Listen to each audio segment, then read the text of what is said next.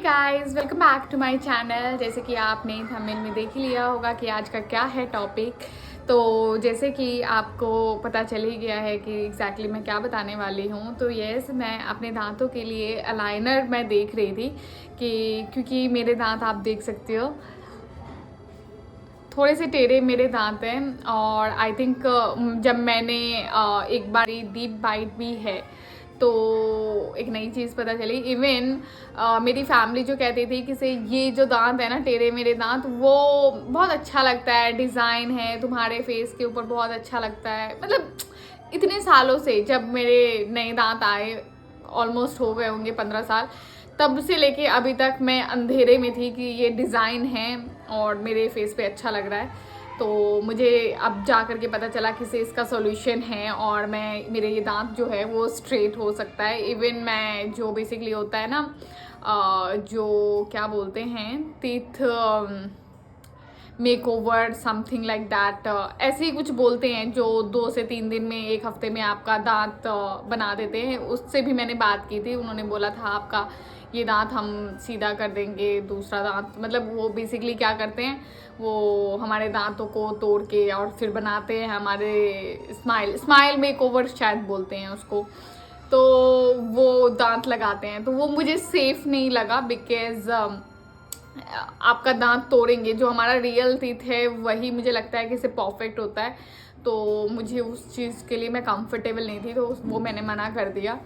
और फिर उसके बाद हमारे पास 2 ही ऑप्शन थे, एक ब्रेसेस या तो फिर एक अलाइनर। तो ब्रेसेस में ये था कि लाइक मैंने अपने कज़न्स का देखा है, उन्होंने ना ब्रेसेस लगवाए हैं और उसके बाद फिर दोबारा आ जाते हैं बाहर। इवन अलाइनर के केसेस में भी ऐसा हो सकता है, लेकिन मैंने देखा है कि आप अगर 20 से 25-30 हज़ार लोकल किसी से करवाते हो तो फिर क्या होते हैं, किसी वो रिटेनर नहीं लगाते हैं।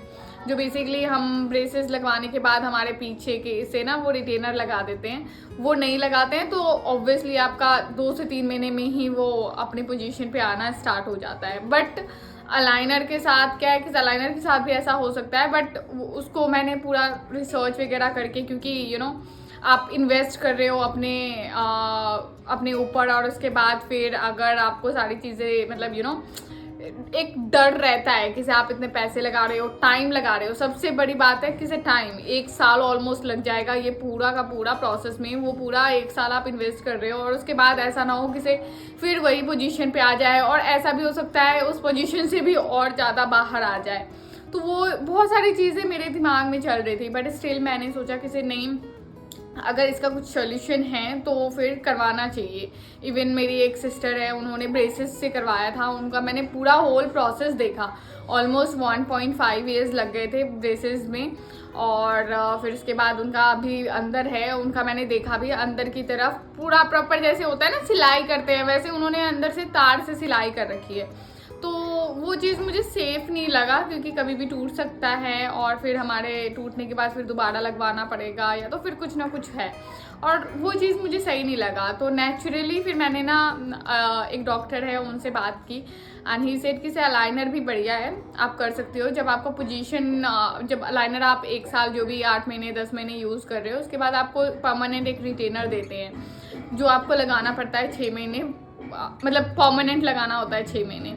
तो वो रिटेनर के बाद फिर क्या होता है कि आप डेली सोते वक्त आप रिटेनर अगर यूज़ कर रहे हो ना, तो ज़िंदगी में कभी भी नहीं आएगा बाहर। आज का जो बेसिकली टॉपिक है ना, बेसिकली हमें क्या मतलब चूज़ करना चाहिए, बिकॉज एक होता है ना कि हमें ना, मतलब मेरे को भी लगता था यार, मैं स्माइल कर रही हूँ तो मेरे दांत ऐसे लगते हैं, मतलब प्रॉपरली स्माइल नहीं कर पाती हूँ, मेरे दांत मेरे मतलब स्माइल करते हुए मेरी फ़ोटो ख़राब हो जाती है, मतलब बहुत सारी चीज़ें हमारे दिमाग में आ जाती है। तो मुझे अच्छा नहीं लगता था। फिर मैंने सोचा कि नहीं, मुझे कुछ सॉल्यूशन चाहिए।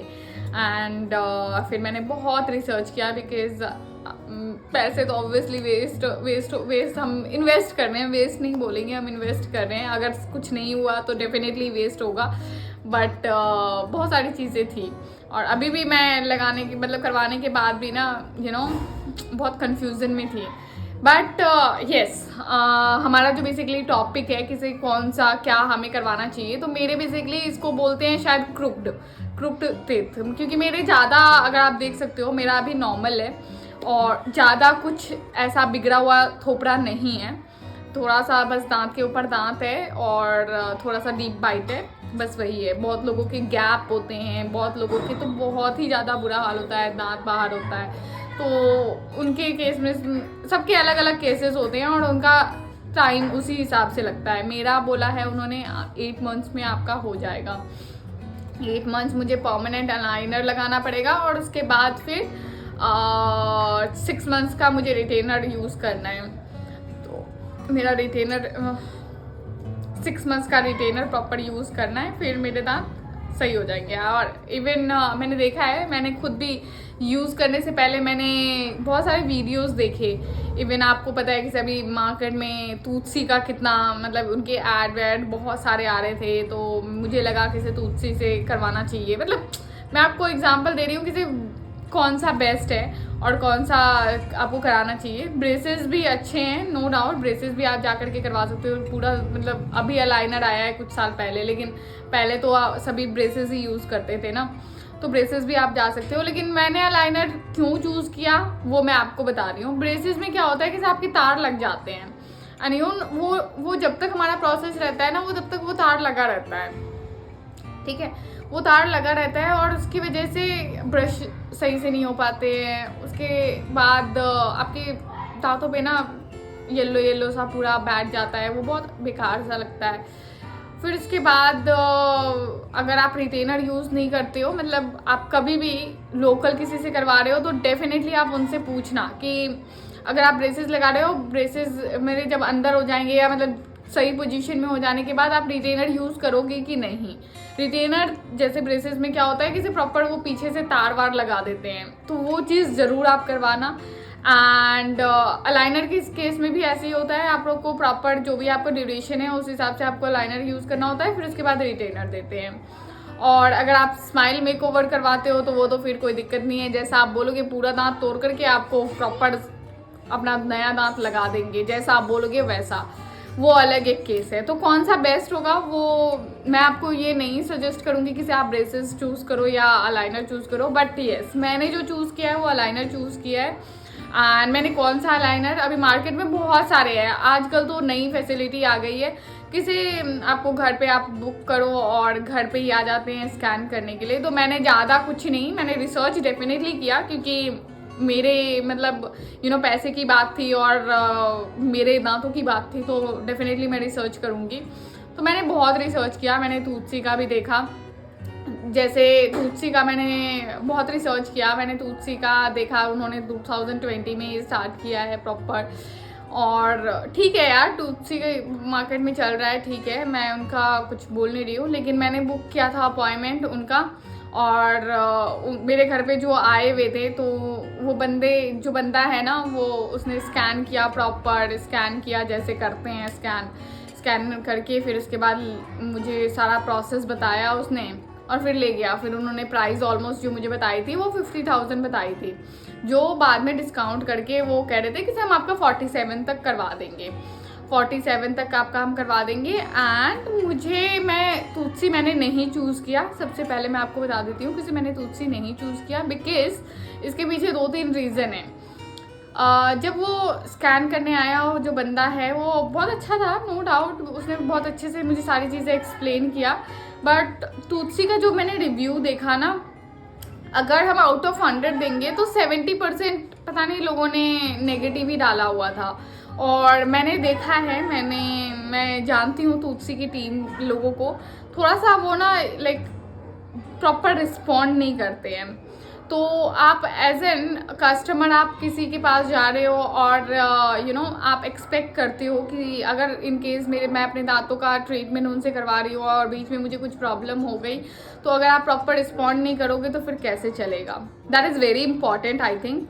तो इसीलिए, और एक सेकेंड रीज़न था, जो बंदा आया हुआ था वो अपने आप को बता रहा था मैं डेंटिस्ट हूँ, लेकिन जब मैंने उसका प्रोफाइल देखा लिंक्डइन पे तो वो बंदा सेल्स का था और उसने मुझे ये बोला कि से मैं ही I am the concern person who is going to handle your case.